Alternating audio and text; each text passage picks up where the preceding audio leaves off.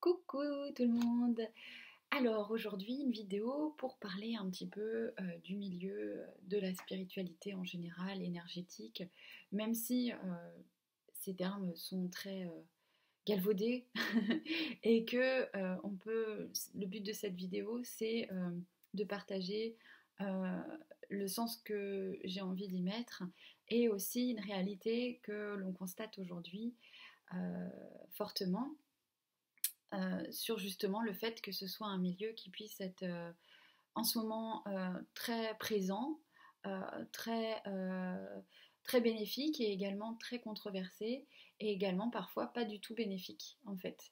Et je remercie deux personnes, bien sûr, enfin trois parce qu'il y a mon chéri déjà, Eric, avec qui on a parlé de ça aussi. Et Marie, je mettrai tout dans la barre d'infos de la vidéo YouTube, mais qui est une professionnelle de l'énéagramme et pas que, et avec qui on aime bien discuter. Et Sophie, qui est astrologue, et pareil, en qui je mettrai le lien en barre d'infos. En gros, ces conversations, elles ont été condensées sur un week-end et avec aussi une amie médium qui fait de la médiumnité en salle pour le contact défunt, etc. Et en gros, il y a eu une sorte de où tout le monde a eu cette même réflexion, ce même constat, cette même désillusion parfois, ou cette même inquiétude, cette même fascination. Enfin voilà, en gros, c'est des sentiments très partagés. Ce qui se passe en ce moment, c'est vraiment, euh, c'est vertigineux. Donc, ce qui est intéressant de voir en ce moment, ce qui se passe, c'est que euh, en gros, hein, c'est 2020-2021, ça ressemble un petit peu à un deuxième 2012, où en 2012, il s'est vraiment passé un éveil assez collectif, où le milieu spirituel et thérapeutique a vraiment commencé à émerger. Pour plein de personnes, 2012 a été une date clé à laquelle ils se sont connectés, éveillés à plein de choses, où ils ont parfois beaucoup changé de vie, en fait. Et le but, bien sûr, c'est un alignement personnel, un bonheur, une conscience qui aide au quotidien à bien vivre, etc. Et donc 2020-2021 a un peu les mêmes effets, c'est assez violent, parce que ça passe tout comme en 2012 aussi par des maladies, ça passe par des burn-out, ça passe parce que on peut vouloir changer de vie et prendre conscience de plein de choses à travers différents événements. Des fois, c'est juste par pur plaisir, mais ça arrive souvent par des choses un peu difficiles quand même à traverser. Mais du coup, il y a une sorte de grand changement en fait pour beaucoup de gens. Et ce qu'on a observé aussi bien en 2012 que maintenant, c'est qu'il y a une espèce de montée en flèche, on va dire, de certains domaines thérapeutiques et de médiumité, tout ce qu'on veut, parce que ce n'est pas la même chose. Attention, c'est là que j'ai envie de différencier quelques termes, c'est que euh, thérapie, spiritualité, médiumité, il faut quand même les mettre un peu chacun de son côté. Euh, on a des très bons médiums en France qui ne sont pas thérapeutes. On a des très bons thérapeutes qui ne sont pas médiums. On a des gens thérapeutes qui ne sont pas spirituels. On a des médiums qui ne sont pas spirituels. Et bien sûr l'inverse aussi, heureusement. Mais en gros, il faut arrêter de tout mettre dans le même panier parce que ça crée la confusion en fait. N'importe La spiritualité, c'est pas un métier, c'est une éthique, c'est une façon de voir la vie, c'est une ouverture de cœur, c'est comment dire, c'est la vie tout simplement évidemment, et qu'une personne, par exemple, ma boulangère à côté, elle peut être bien plus spirituelle qu'un collègue à côté thérapeute par exemple, ou que moi-même, voilà, dans le sens où la spiritualité elle se définit pas par ni des capacités ni par un métier, c'est avant tout très intime, c'est une connexion, enfin bref, vous l'aurez compris, je vais pas faire un monologue là-dessus pendant trop longtemps, mais c'est important parce que parce qu'il faut, parce que sinon ça crée une sorte de nébuleuse, voilà. C'est un peu le chaos, un peu la confusion, et en fait tout se mélange, et c'est ça qui crée aussi la confusion dans l'esprit des gens qui s'éveillent en ce moment et qui veulent découvrir des choses nouvelles, qui ont envie ils peuvent être un peu choqués par certaines pratiques, ils peuvent être choqués par certains comportements, et en fait, c'est tout à fait normal qu'ils soient choqués parce que là, on est dans une phase un peu comme après 2012 d'expansion où il y a tout, il y a de tout et son contraire. Donc, il y a de la violence thérapeutique, il y a de la violence médiumnique, il y a beaucoup d'usurpateurs, enfin voilà, il y a beaucoup de choses comme ça. Et il y a qui sont en même temps noyés dans plein de gens de bonne foi hyper compétents dans leur domaine qui sont en train de se mettre à leur compte, par exemple, en même temps. Ce qui fait qu'il y a une forme d'explosion dans ce domaine-là. Mais comme il y a eu aussi, encore une fois, 2012-2013, il y a eu la même vague, en fait. Et pour rassurer, pourquoi cette vidéo? C'est vraiment pour rassurer les gens qui vont être désillusionnés, qui seront choqués, qui veulent même voir ne plus avoir rien à faire avec ce milieu-là, hein. Euh, J'avoue, ça a été un peu mon cas à un moment, parce que vraiment, tu te dis waouh, il se passe de ces trucs quand même. J'ai pas envie d'être associée à des choses qui me dépassent, mais en fait, c'est pas une bonne façon de réfléchir parce qu'il y a plein de gens de bonne foi, il y a plein de gens qui travaillent très bien, il y a plein de gens qui font exactement ce qu'ils sont censés faire, et en fait, en vrai, tout le monde fait exactement ce qu'ils sont censés faire.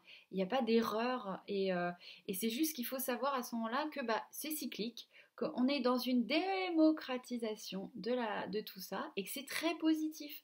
Parce que qui dit qu'il y a des gens pas forcément compétents ou malveillants, ça veut dire que on a accédé à une démocratisation aussi, et que il va falloir avoir du discernement, comme dans tous les métiers. Comme dans la médecine, on peut tomber sur un très bon médecin, comme sur quelqu'un, et moi ça a été mon cas pour une angine qui va nous plotter les seins, qui regarde même pas la gorge. Donc des gens qui sont clairement malveillants et qui font pas leur travail, qui sont des gourous quelque part. Donc on les trouve partout, on va le trouver. Donc j'ai travaillé dans le milieu du social, hein, en tant qu'éducatrice, c'est pareil, on a la même chose. On a autant de gens bienveillants qui font très bien leur travail que de gens qui sont pas forcément bien alignés sur leur travail et qui font parfois pas des choses bien en fait. On va le trouver même dans la comptabilité, on va le trouver dans tous les métiers. Et en fait, ce qu'on observait avec les amis, c'est de se dire, en fait, ça dépend pas de la méthode ni des termes employés, ça dépend surtout effectivement de la personne. Et que si vous êtes en train de vous lancer et que vous avez peur justement, mais c'est quoi, il y a vraiment des tarés, etc. Dites-vous bien, pensez à tous ces gens qui font pas forcément beaucoup de bruit, mais qui sont très normaux et alors quand je dis très normaux, qui sont pas dans le jugement, qui sont pas dans l'élitisme et qui sont pas sectaires en fait, et du coup qui sont accessibles et qui pourront être des personnes qui vont vous donner la foi en fait en ce que vous faites. Par exemple, n'hésitez pas à aller voir les thérapeutes dans votre ville, en local, dans des cabinets, etc., pour bien voir en fait des gens qui vont travailler en binôme avec des ostéopathes, avec des naturopathes, etc., etc., et qu'il n'y a pas de problème en fait, que c'est parce que cette nébuleuse en fait, c'est vraiment c'est un constat, mais c'est quelque chose qui est positif parce que chacun vit son chemin, parce que même ceux qui se trompent, alors qui se trompent, c'est assez, on va dire ceux que vous allez considérer qui se trompent, que vous considérez se tromper. En fait, ils se trompent pas, ils font leur chemin, en fait. Ils font leur chemin et c'est important qu'ils passent par là pour eux-mêmes, pour leur développement personnel. Et les gens qui potentiellement sont avec eux, c'est pareil, il n'y a pas à juger, c'est très bien qu'ils soient avec eux parce que ça fait partie de leur expérience, de ce qu'ils ont besoin d'entendre, de ce qu'ils ont besoin de vivre. Et même si vous n'êtes pas d'accord, c'est pas... Tant pis, il faut lâcher en fait. Il faut pas trop s'énerver, entre guillemets. Même si ça peut être énervant. Mais vous, en tout cas, n'hésitez pas à vous référencer à des gens en local, en visuel, en kinesthésique, en tout, qui vont vous rassurer, qui vont vous mettre sur la voie de ce que vous ressentez en termes de justesse vis-à-vis du domaine dans lequel vous avez envie de vous lancer. Donc ça peut être de la thérapie, ça peut être de la médiumnité, ça peut être uniquement des choses, des pratiques plutôt spirituelles, ou ça peut être les trois, ça peut être deux, ça peut être les deux autres, ça peut être peu importe, mais vous inquiétez pas, en gros. Et là, je vais en venir, parce que du coup, Marie, qui est super forte en énéagramme, elle est super, elle peut très facilement décrire justement la difficulté de certains profils, certains défis, et puis vous pouvez vous y reconnaître, vous pouvez reconnaître d'autres personnes, vous pouvez tout simplement comprendre ce qui se passe à travers la société, et ça amène, c'est vraiment un outil magnifique de tolérance, c'est vraiment de la tolérance à l'état pur, parce qu'on se rend compte que bah il y a ni blanc ni noir, parce que c'est hyper tentant en ce moment de dire ça c'est caca, ça c'est cool, ça c'est et puis en fait on passe de désillusion en désillusion en faisant ça, parce que rien n'est blanc, rien n'est noir, quoi. C'est impossible de faire ça. Il y a des gens que vous aimerez beaucoup qui d'un coup vont vous décevoir, mais ça fera pas d'eux des gens méchants. Et inversement, il y a des gens méchants, enfin que vous considérez comme méchants, qui finalement un jour bah, vont vous étonner de douceur ou de justesse. Voilà, c'est très. Là, on est vraiment testé sur notre tolérance quand même, hein, sur notre compassion, pour justement éviter de rentrer dans tac tac, dans des cases, dans des côtés. C'est très tentant en ce moment de rentrer là-dedans. Donc l'énéagramme, c'est un super outil pour ça.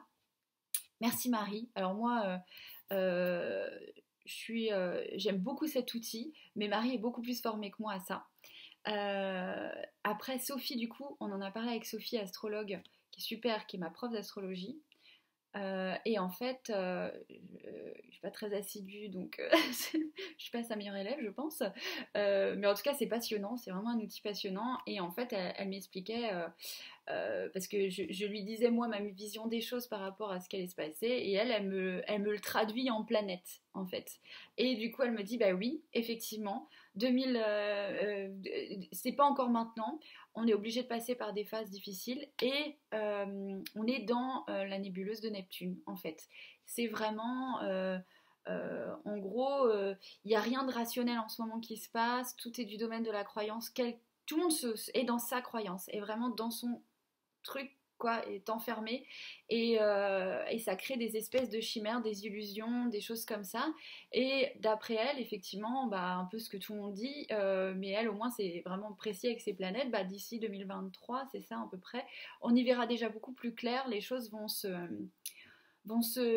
pacifier en fait sur les guerres de chapelle, quelles qu'elles soient dans la médecine, qu'elles soient dans n'importe quel milieu en fait, et qu'elles soient au sein des familles aussi, sur des choses du domaine de la survie, de la fondation, des croyances, de la société, etc. Là, il y a beaucoup, beaucoup de choses qui est remis en question, et c'est super positif.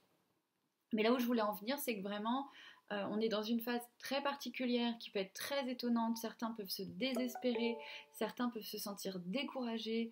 Mais en fait, ce qui est super cool, c'est qu'avec du recul, tout a un sens, et que des outils, on va dire, plus thérapeutiques qui amènent à la compréhension et la tolérance, c'est comme ce qui, et puis télécharger des égrégores ou encore une fois, des choses qui vous ramènent à ce qui vous fait du bien, bah, ça aide à traverser cette période un peu étrange. Et puis, là où je voulais en venir aussi, c'est que l'outil d'énéagramme de tolérance, mais c'est comme tout dans la vie, c'est que plus vous vous obligerez en fait à pas voir les choses en blanc ou en noir, mais juste ça c'est pas ok. Petit clin d'œil à ma Anaïs chérie, super thérapeute aussi d'ailleurs, je pourrais mettre en lien, à Paris, c'est pas ok. Donc c'est-à-dire c'est pas ok pour vous à ce moment-là. Donc c'est très bien d'arriver à se le mettre de côté, à se le dégager, on va dire, de votre environnement, de votre aura. Mais encore une fois, bah, on comprend que tout a sa place dans un monde super duel, super dense, et que bah, on est obligé de passer par des choses choquantes, à chacun à son niveau, hein. Et puis ça sera même pas les mêmes choses qui vont nous choquer pour tout simplement avancer. Et en fait là où je voulais en venir, c'est que ne pas hésiter à connecter des différentes réalités. En fait, il y a des choses qui sont pas ok, donc vous laissez, mais ne vous enfermez pas. Ne vous enfermez pas dans votre microcosme, même si c'est hyper tentant. Parce que moi, la première, j'aurais envie d'être entourée que de gens qui pensent comme moi, qui sont comme moi, etc. Mais en vrai, c'est pas vrai, parce que c'est pas ce qui se passe dans ma vie, donc c'est sûrement ce que j'ai Ça serait ça serait une idiotie en fait d'être entouré de gens qui pensent que comme moi. Parce que en fait, je m'enfermerais que dans des certitudes et je m'ouvrirais pas l'esprit et c'est un peu infertile quelque part. Parce que non, j'ai pas la vérité, non, je n'ai pas raison, j'ai ma vérité, j'ai mon raisonnement. Et donc c'est important de garder toujours un pied sur l'extérieur quel qu'il soit, et dites-vous que là où vous êtes forcé parfois d'avoir des relations qui vous nourrissent mais pas tant que ça, et ben c'est pas grave, gardez-les quand même, c'est précieux. Vous aurez vos potes de connexion à ça, vos potes de physique quantique, vos potes de teuf, voilà, entourez-vous, essayez pour justement ne pas rentrer dans cette dualité et ce désespoir et cette désillusion qui se passe en ce moment, qui peut être vertigineuse. Voilà. Bon, je vais arrêter là parce que c'est quand même long, 15 minutes. J'espère que j'en ai pas perdu plein en cours de route. En tout cas, je vous mets les liens dans barre d'infos de la vidéo. Je vous fais plein de gros gros bisous et bon courage et surtout profitez du beau temps, de l'été, profitez de tout ce qui peut vous être offert dans la vie. Je vous fais plein plein de gros bisous. Mouah.